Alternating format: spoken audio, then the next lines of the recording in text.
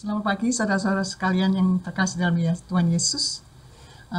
Puji Tuhan, kita bisa bersama-sama lagi pada hari ini, dan terima kasih buat Tuhan yang sudah memberkati kita, memberi kita kesehatan. Mari kita memulai kebaktian pada hari ini dengan meminta pertolongan dari Tuhan.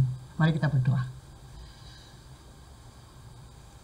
Ya Tuhan, Bapa kami dalam surga, terima kasih ya Tuhan atas kasih setiamu kepada setiap kami ya Tuhan.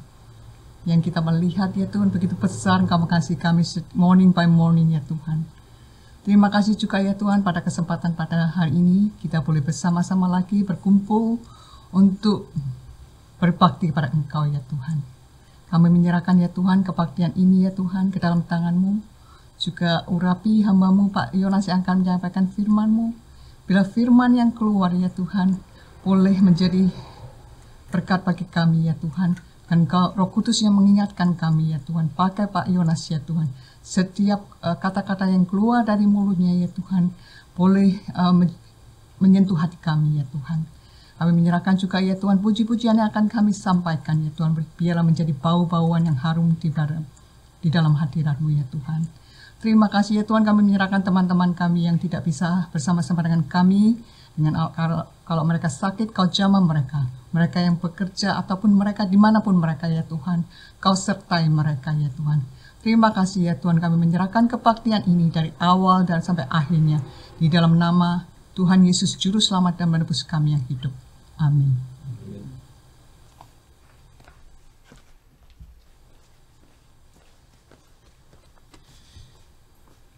Shalom, selamat pagi semuanya. Selamat datang di kebaktian Maranatha dan selamat datang kembali Pak Yonas.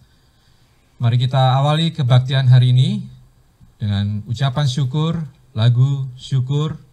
Kita katakan Tuhan sungguh baik. Mari kita nyanyikan bersama.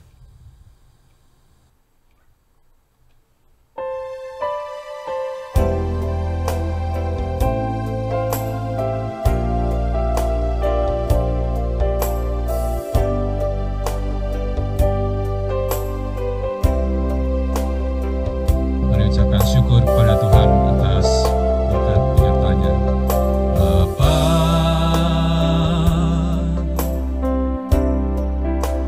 Engkau sungguh baik, kasih-Mu melimpah di hidupku.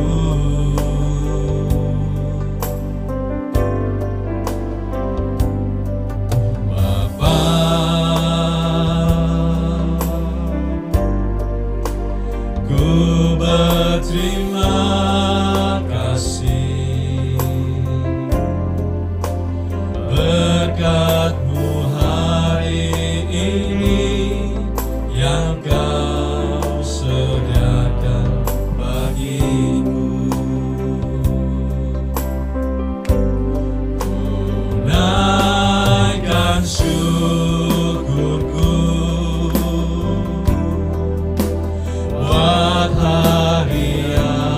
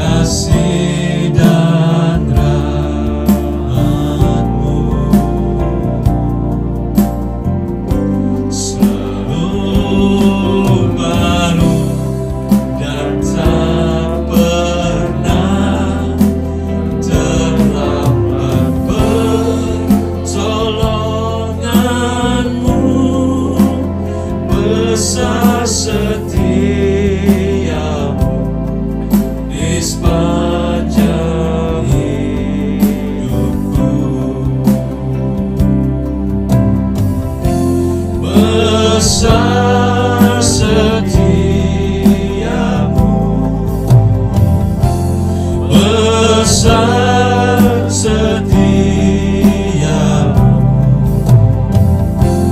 besar setiamu di sepanjang hidupku.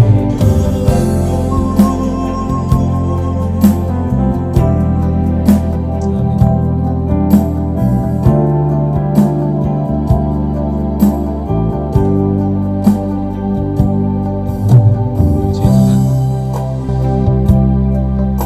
Tuhan itu sungguh baik. Kita diselamatkan, mendapat penebusan hanya karena Tuhan Yesus telah datang ke dunia. Mari kita puji Tuhan, kita nyanyikan sambil berdiri. Yang tidak bisa berdiri, Om Tim silakan duduk. Mari kita nyanyikan Yesus kekasih jiwaku. Mari kita puji Tuhan.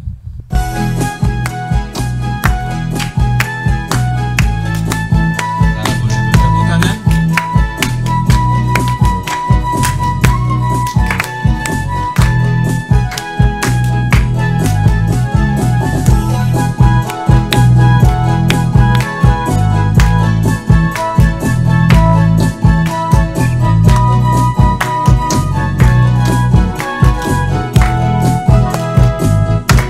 Yesus kekasih jiwaku, sungguh ku percaya padamu, karena kasih-Mu padaku tebus dosaku.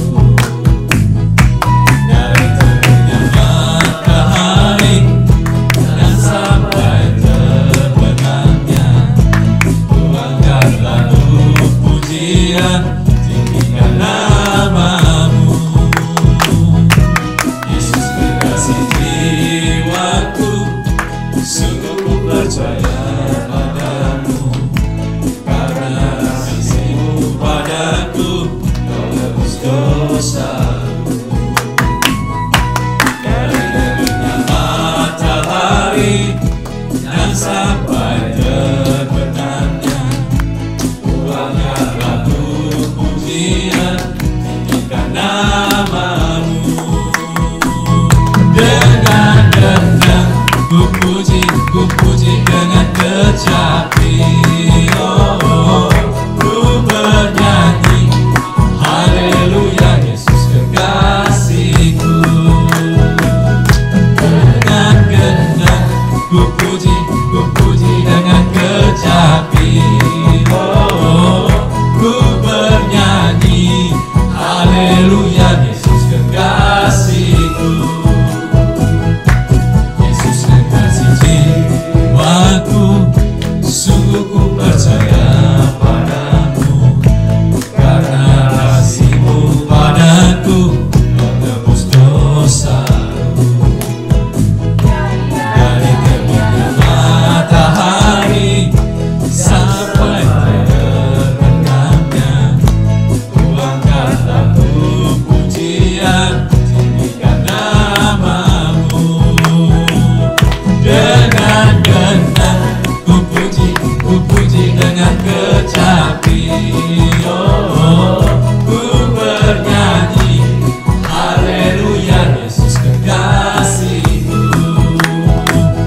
Dengan genang ku puji dengan kecapi, oh, ku bernyanyi, haleluya Yesus kekasihku.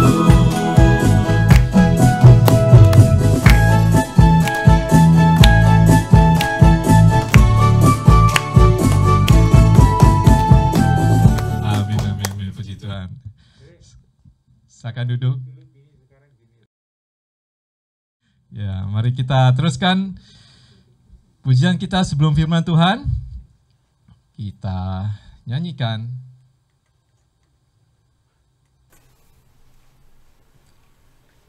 Ku di tangan-Mu. Kita serahkan hidup kita kepada Tuhan. Ku di tangan-Mu, ku di hati-Mu, di pikiran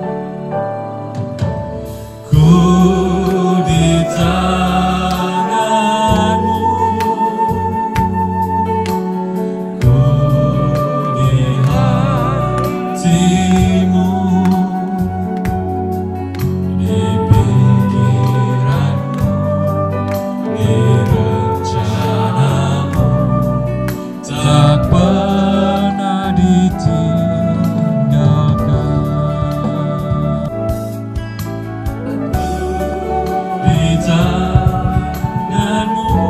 Ini lagu gampang ya, diulang-ulang terus. Ku di hatimu,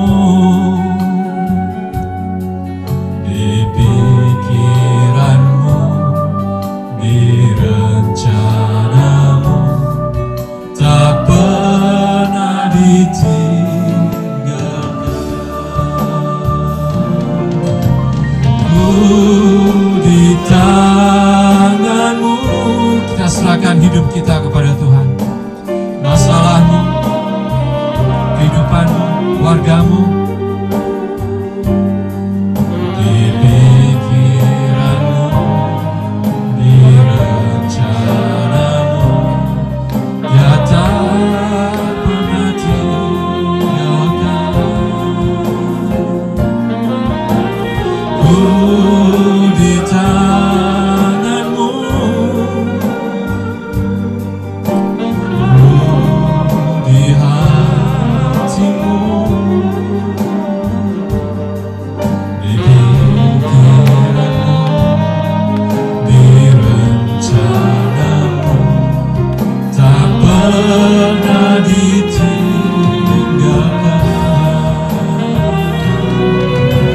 Ku di tanganmu,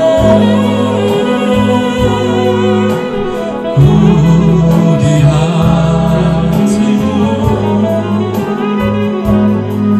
di pikiranmu, di rencanamu, tak pernah ku sendiri. Ku di tanganmu, ku di hatimu, di pikiranmu, di rencanamu, tak pernah ditinggalkan.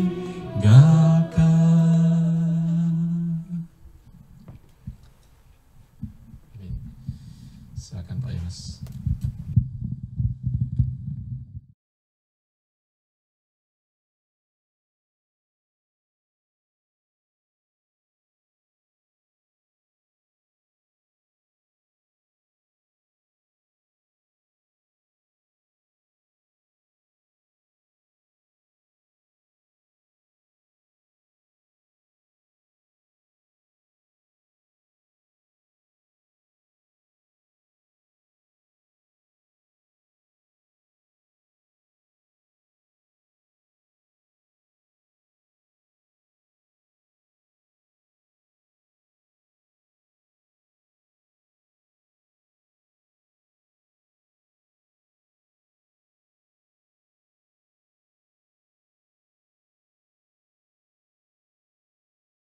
Baik, mari kita tundukkan kepala dan kita berdoa.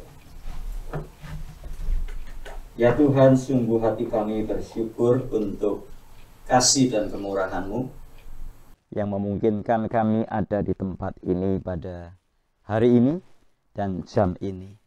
Tuhan, kami berdoa kiranya Tuhan menolong kami sehingga kepada kami dikaruniakan firman yang membuka mata hati dan pikiran kami, sehingga kami hidup menjadi orang Kristen yang mengerti apa yang harus kami lakukan dalam hidup ini, sehingga hidup kami menjadi saluran berkat Tuhan, menjadi pelita yang menyala-nyala di tengah kegelapan dunia ini. Karenanya Tuhan, Engkau berbicara kepada kami, Engkau memakai hamba-Mu ini dengan seluruh kapasitas dan persiapan yang sudah dilakukan, dan firman-Mu diberitakan dengan sebebas-bebasnya. Hati kami diubahkan dan kami bertumbuh di dalam Tuhan. Terpujilah Engkau kekal selamanya. Di dalam nama Tuhan Yesus Kristus kami berdoa dan menyambut firman-Mu ini. Amin. Saya akan membaca dari surat Yakobus pasal yang pertama ayat 2 hingga ayat yang keempat. Bagian ini adalah lanjutan dari bagian yang pertama dengan topik yang masih sama, yaitu perspektif hidup orang percaya atau bagaimana orang percaya memandang kehidupan. Sebab bagaimana kita memandang kehidupan akan menentukan langkah, tindakan, perbuatan kita sehari-hari. Kalau kita memandang kehidupan ini hanya sekedar numpang lewat, maka kita hanya sekedar duduk diam tanpa berbuat apa-apa.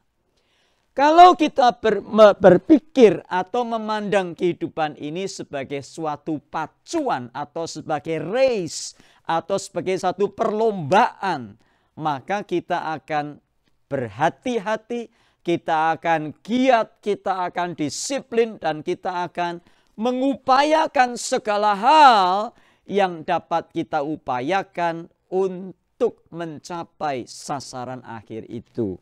Tergantung seperti apa kita memandang kehidupan ini. Bagian yang pertama, kurang lebih 1 bulan yang lalu saya sudah membagikan bahwa hidup adalah suatu persinggahan. Hidup di dunia ini hanya suatu persinggahan. Artinya, hidup ini adalah persiapan menuju kepada kekekalan. Nah, bagaimana kita melihatnya? Maka akan mempengaruhi kehidupan kita. Kalau kita lihat bahwa hidup ini hanya persinggahan, maka kita tidak akan terlalu memusingkan dan tidak akan terlalu fokus kepada hal-hal yang ada di sekitar kita dan hanya fokus, sedangkan kita melupakan hal-hal yang utama dalam hidup. Hal ini, hari ini kita akan belajar bagian yang kedua, bahwa hidup adalah sebuah ujian.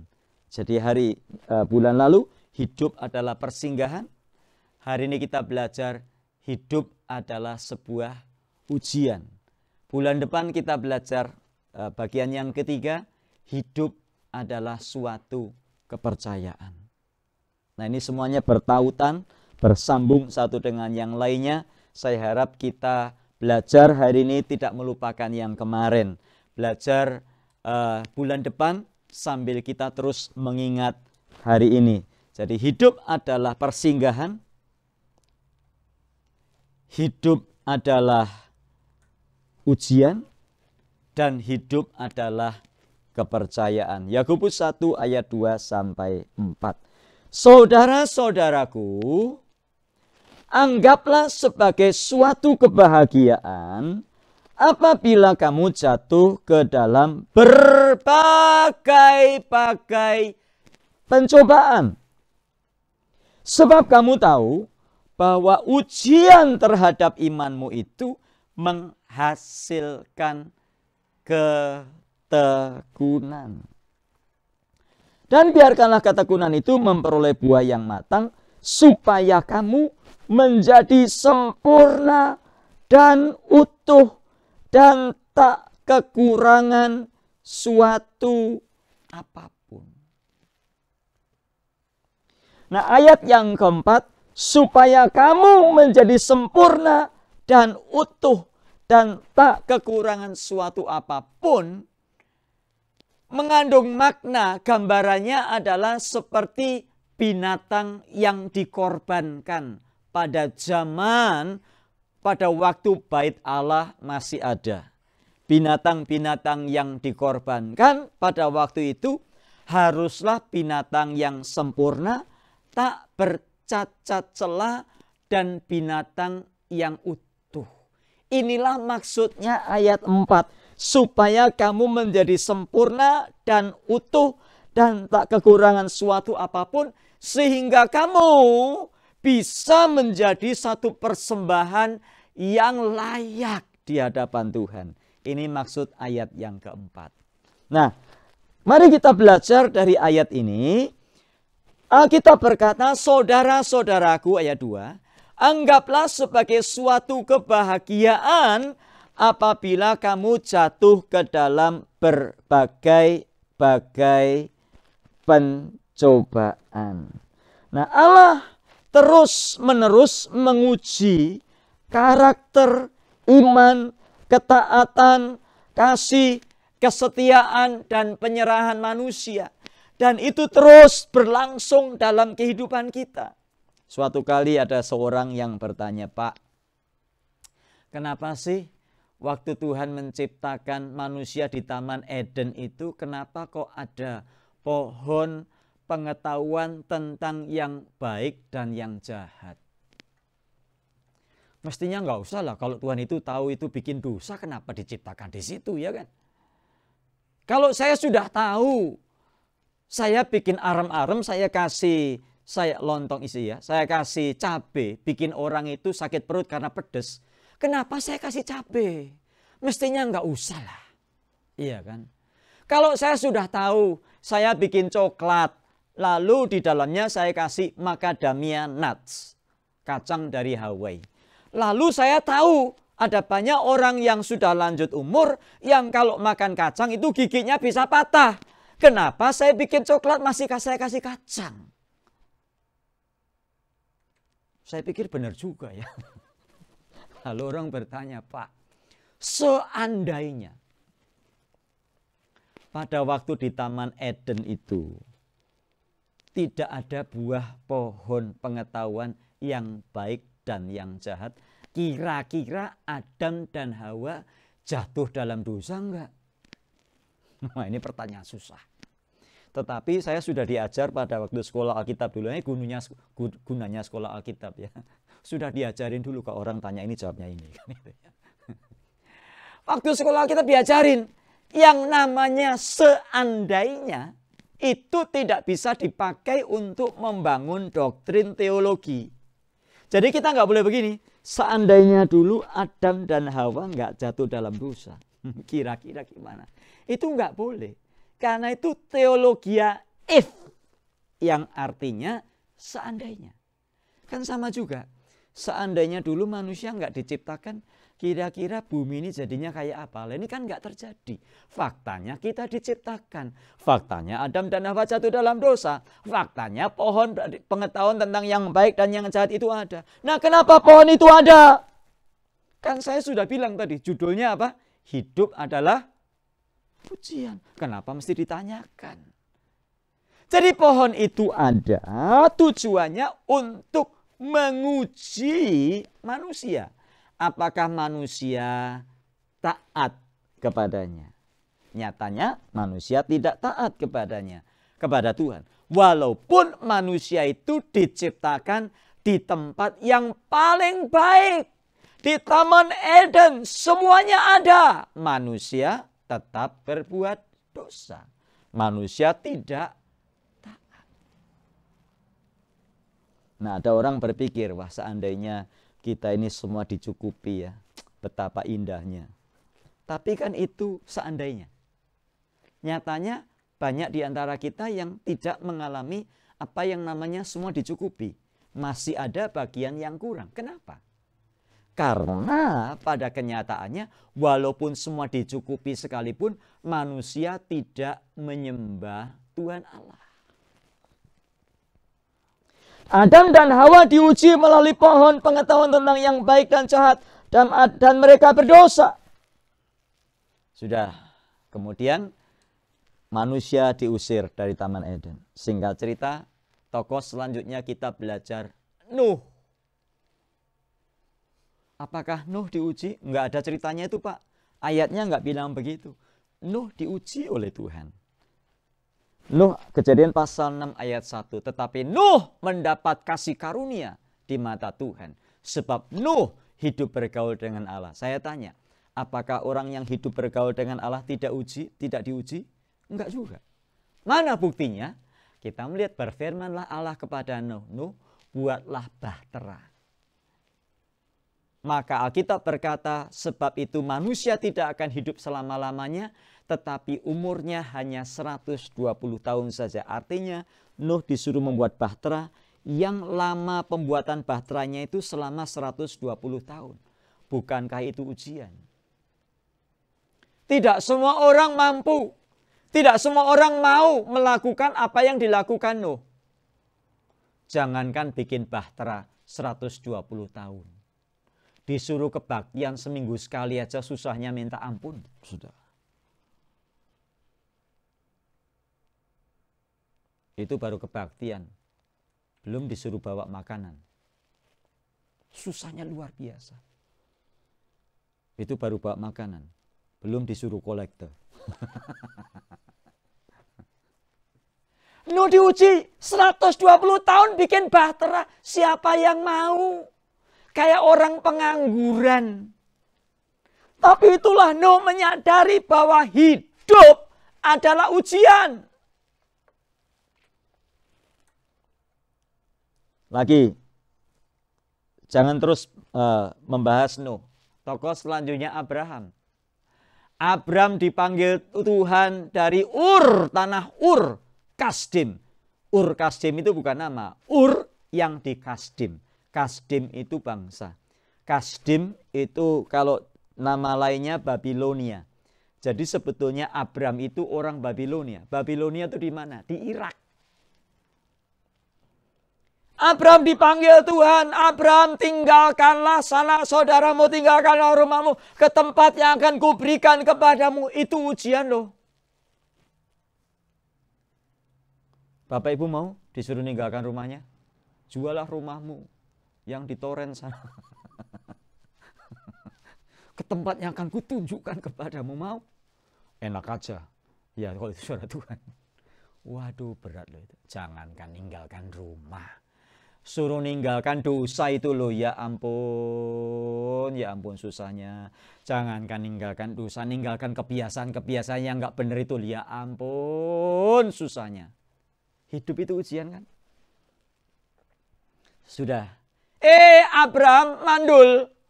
Sarah juga mandul. Sudah lanjut usia, gak punya anak. Tuhan berfirman, aku akan membuat keturunanmu seperti bintang-bintang di langit. Wow. Tapi ternyata mereka mandul.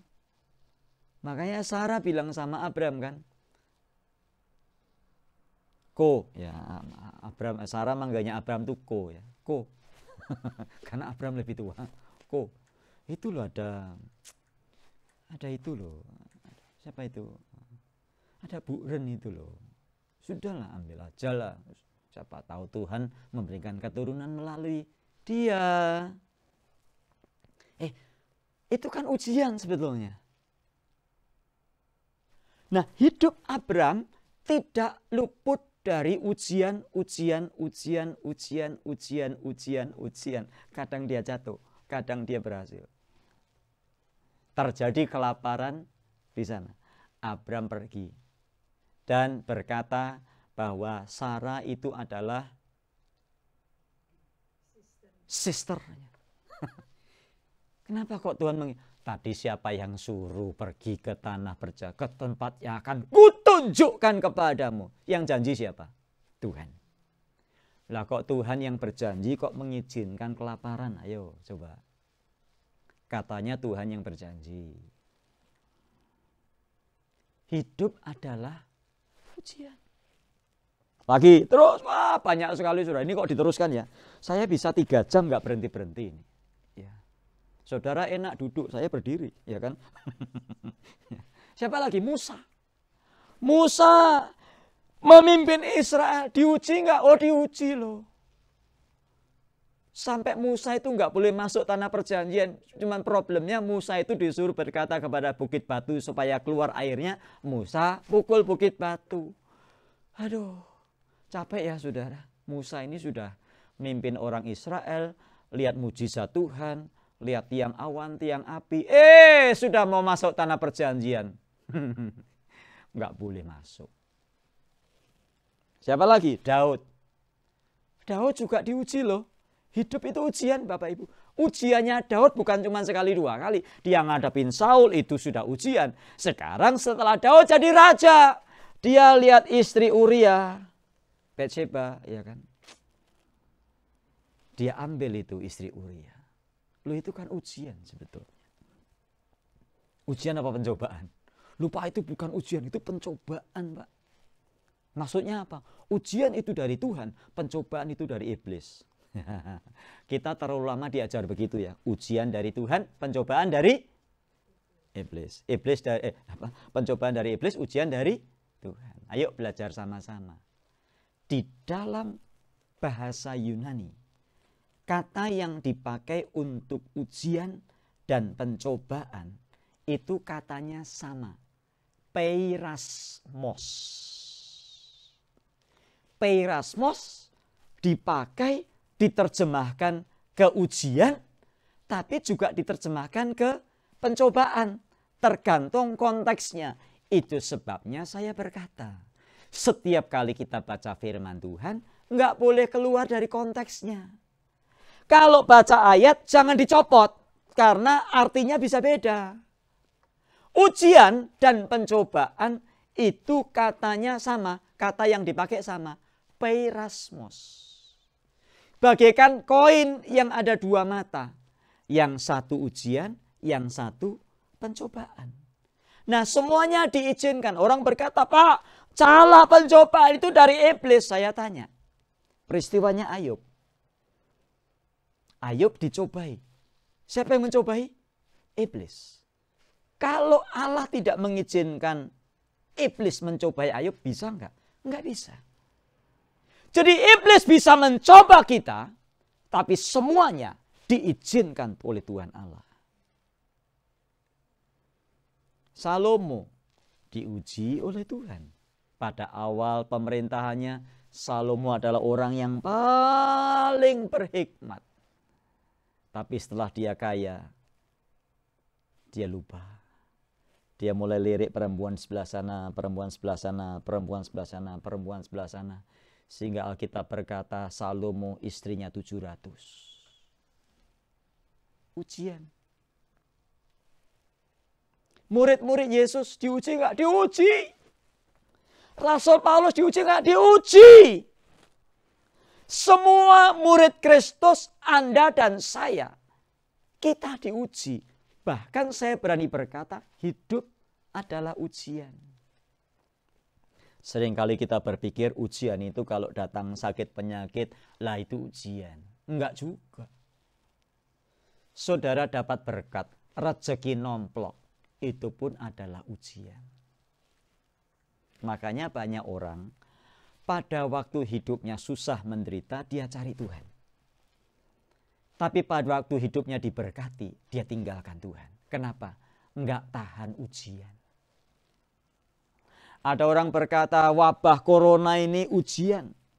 Enggak juga. Hidup adalah ujian. Saudara dapat promosi, itu ujian.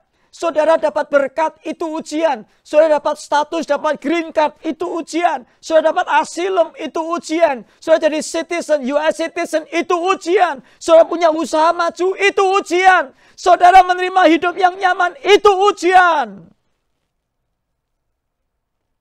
Nah, kita akan diuji melalui perubahan-perubahan, janji-janji yang tertunda, masalah-masalah yang sulit, doa-doa yang tidak terjawab, kritikan-kritikan yang tidak layak diterima, bahkan tragedi yang tidak masuk akal. Bahkan saya katakan segala kelimpahan yang kita alami itu juga adalah ujian yang kita harus sadar. Hati-hati. Kalau dapat berkat, hati-hati. Wah, ini Tuhan lagi nguji nih. Hatinya melekat kepada berkat atau hatinya melekat kepada Tuhan. Nah, seorang raja yang bernama Hizkia pernah mengalami ujian seperti ini. Alkitab menulis 2 Tawarikh, Allah meninggalkan Hizkia untuk mencobainya supaya diketahui segala isi hatinya. Hizkia telah menikmati suatu persekutuan yang dekat dengan Allah. Tetapi pada titik penting dalam hidupnya, Allah meninggalkannya sendiri untuk menguji karakternya, untuk menunjukkan kelemahannya, dan untuk persiapkannya guna menghadapi tanggung jawab yang besar. Dan ketika kita menyadari bahwa kehidupan adalah ujian, maka tidak ada hal yang tidak penting dalam hidup ini. Ibadah, ini ujian. rekaman, ini ujian. Bisa setia nggak kita melayani di tengah orang-orang yang nggak ada? Bisa nggak kita setia melayani di tengah-tengah yang hadir cuman kamera dan mikrofon? Bahkan kadang-kadang kameranya, mana ya kameranya tadi kok sudah diambil. Kadang-kadang kameranya lebih banyak daripada orang. Nggak banyak yang mau. Tapi coba acara rame-rame gitu. Rebutan ini, orang tampil semua, saudara. Hidup adalah ujian. Hidup adalah ujian. Bahkan kejadian terkecil dalam hidup kita itu memiliki makna bagi pengembangan karakter. Dan tiap hari merupakan hari penting. Dan setiap detik adalah kesempatan bertumbuh untuk memperoleh karakter, bertumbuh dalam karakter kita. Untuk menunjukkan kasih dan untuk bergantung kepada Allah. Setiap detik itu penting. Setiap waktu, setiap hari adalah penting. Karena hidup adalah ujian. Nah, ada beberapa ujian yang Tuhan izinkan, baik yang berat maupun ringan. Namun semuanya memiliki makna kekekalan. Nah, kita diuji untuk apa? Alkitab katakan, kita diuji karena kalau kita tahan uji, maka kita akan, Alkitab berkata, dan biarlah ketekunan, bahwa ujian terhadap imanmu menghasilkan ketekunan.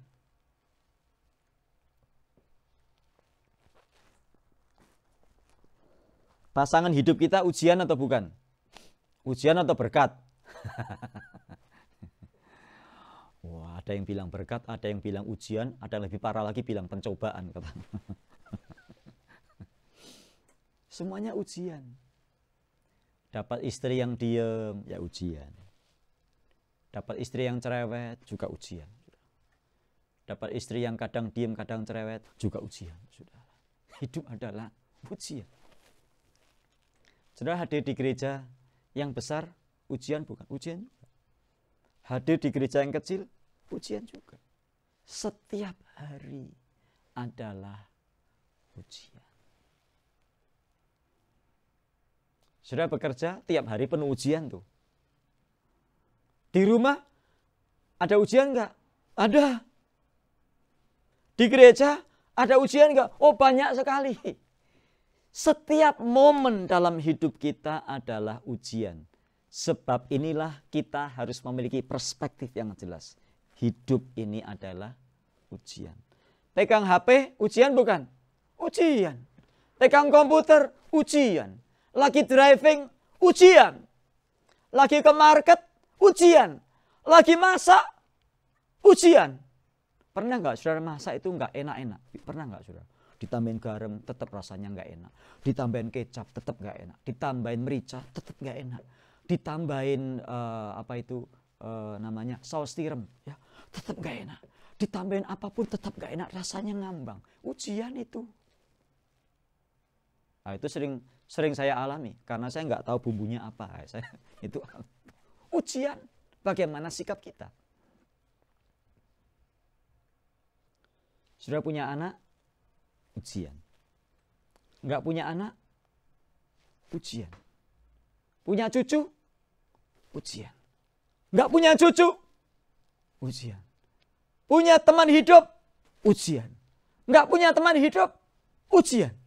Aduh, lah kok hidup kok kayak gitu? Ya itulah namanya hidup. Hidup adalah ujian. Nah, Allah ingin agar kita semua lulus dalam ujian-ujian kehidupan. Sehingga ia tidak pernah membiarkan ujian-ujian tersebut melampaui kasih karunia yang Tuhan berikan kepada kita. Dan setiap kali kita lulus ujian, Allah sudah membuat rencana untuk memberi kita upah di dalam kekekalan. Saya ingin menutup dengan Yakobus 1 ayat 12.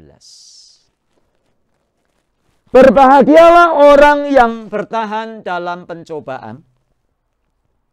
Sebab apabila ia sudah tahan uji, ia akan menerima mahkota kehidupan yang dijanjikan Allah kepada barang siapa yang mengasihi Dia. Sabar, sabar dalam menghadapi ujian, karena ada mahkota yang menanti. Jangan putus asa, don't give up, terus maju. Hidup adalah ujian dan kita harus menang supaya kita memperoleh upah mahkota yang Tuhan sudah janjikan. Mari kita berdoa. Ya Tuhan, terima kasih untuk firman-Mu. Ajari kami memiliki perspektif yang benar dalam hidup ini. Bahwa hidup bukan hanya sekedar persinggahan, tetapi hidup juga adalah suatu ujian. Mampukan kami untuk satu, menyadari. Yang kedua, mampukan kami terus berjuang di dalamnya. Yang ketiga, mampukan kami menang menghadapi ujian itu.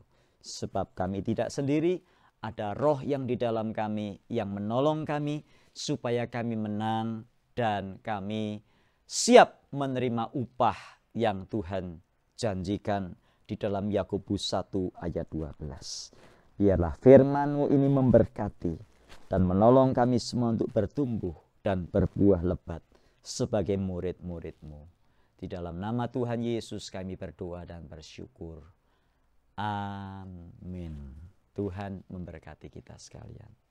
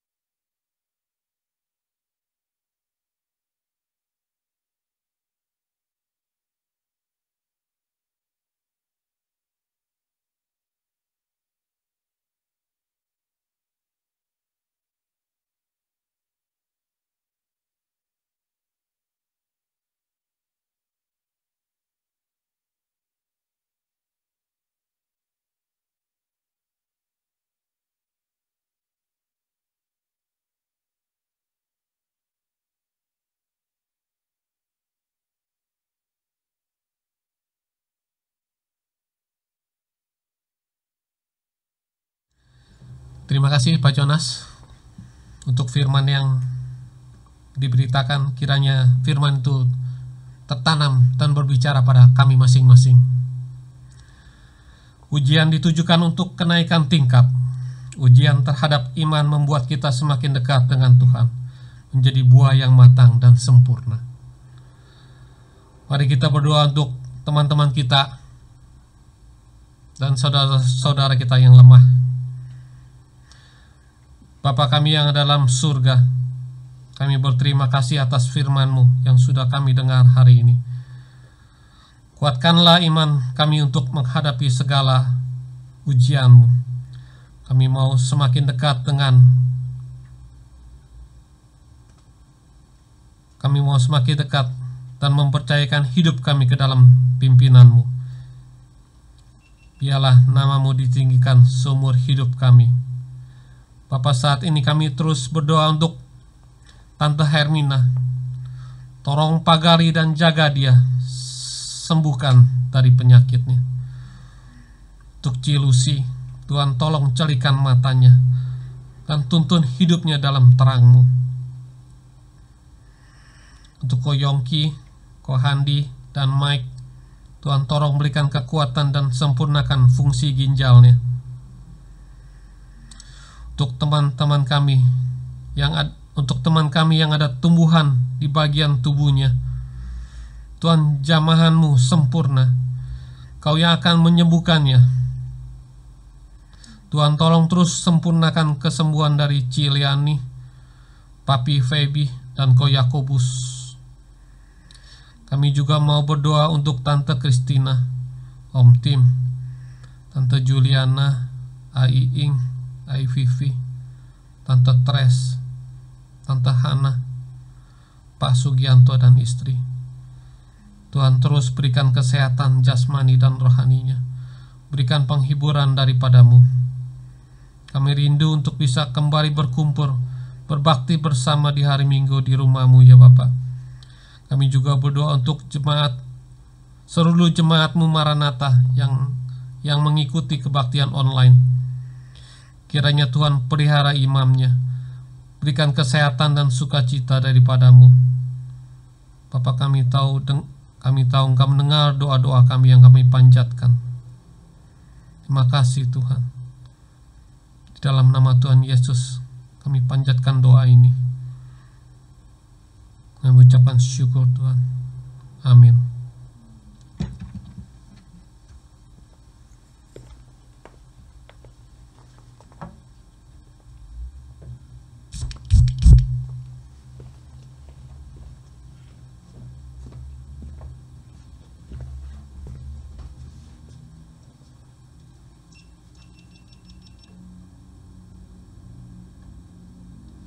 Saya mengundang kita sekalian untuk bangkit berdiri. Jemaat yang dikasihi Tuhan, arahkanlah hatimu kepada Tuhan dan terimalah berkat-Nya. Sebab Tuhan memberkati engkau dan melindungi engkau. Tuhan menyinari engkau dengan wajah-Nya dan memberi engkau kasih karunia. Tuhan menghadapkan wajah-Nya kepadamu dan memberi engkau damai sejahtera. Itu sebabnya pulanglah dan bawalah anugerah yang besar dari Allah Bapa, kasih-Nya yang sempurna dalam Tuhan Yesus Kristus, serta persekutuan dengan Roh Kudus yang menyertai kita sampai selama-lamanya. Haleluya. Amin.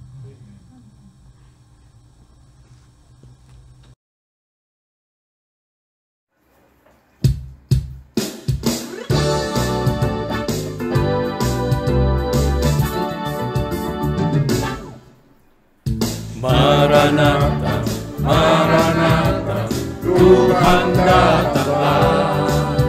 Persiapkanlah dirimu, sambut kedatangan-Nya. Maranatha, Maranatha, Kristus datanglah. Hari itu, hari yang kemuliaan. Haleluya, Tuhan datanglah dalam kemuliaan-Nya, bersama para tebusan sambutlah Dia Raja. Segala suku, kaum dan bahasa nyanyi sembah Sang Raja. Ya Yesus, Maranatha datanglah. Haleluya, Tuhan datanglah dalam kemuliaan-Nya, bersama para tebusan sambutlah Dia Raja. Segala suku, kaum dan bahasa nyanyi sembah Sang Raja. Ya Yesus, Maranatha datanglah. Ya Yesus, Maranatha datanglah. Ya Yesus, Maranatha datanglah.